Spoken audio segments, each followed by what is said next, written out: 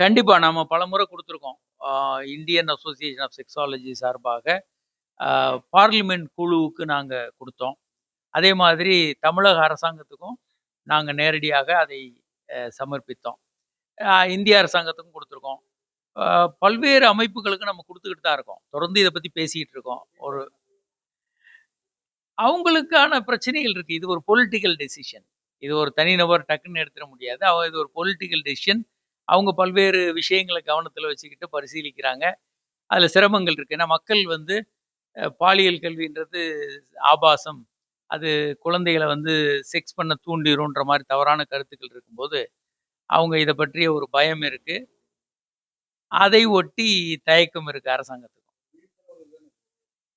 விழிப்புணர்வு. ஆனா பாலியல்ல சீக்கிரம் ஈடுபட்டுருவாங்க.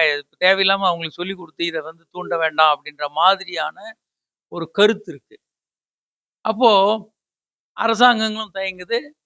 ஆனா இந்த மௌனம் ஆபத்தானது. இந்த கடுமையான குற்றங்கள் இப்ப கல்கட்டால ஒரு பெண் கொலை பண்ணப்பட்டிருக்காங்க போன வருடம். இந்த வருடம் அந்த கல்லூரியிலே வைத்து பாலியல் வன்புணர்வு பண்ணியிருக்காங்க. பாலியல் வன்புணர்வு. அப்போ இந்த மாதிரியான கொடுமைகள் நடந்துகிட்டே இருக்கு. எல்லா மாநிலங்கள்லயும் இந்தியா ஃபுல்லா. இதற்கு எதிரான அந்த கல்லூரிகள் அல்லது அந்த பள்ளி வளாகங்கள், கல்லூரிகள்ல என்னுடைய மௌனமும் சில நடவடிக்கை எடுக்குறாங்க. ஆனா இத தடுப்பதற்கு அரசாங்கத்தினுடைய மௌனமும், கல்லூரிகள் அல்லது இன்ஸ்டிடியூஷன்ஸோட மௌனமும் ஆபத்தானது.